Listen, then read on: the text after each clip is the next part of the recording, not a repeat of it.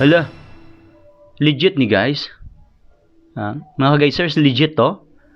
Hindi na ako sigurado ang post ni sang Bumbo Radio Iloilo kung legit ni ilang nga page ay yung post nila ang throwback nga comment ni Mayor dire sa Iloilo regarding sa issue dati na which is nagpamuyayaw, no, yung may foul words.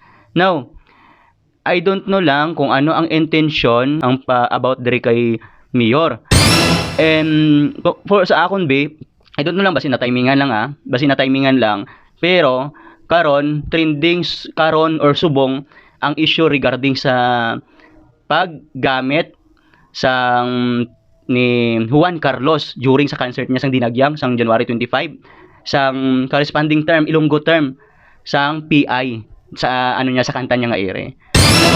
Naging controversial lang siya kay after sang ginubra or ginawa ni Juan Carlos na tinanong niya yung audience na Ilonggo audience na ano nga ba yung corresponding word or term ng sa kanta niya na ere yung PI. So after the event, nag-react yung isa sa mga city councilor at saka si mayor regarding dito na bawal or hindi maganda, na bawal, hindi dapat pamarisan yung ginawa ni Juan Carlos, no?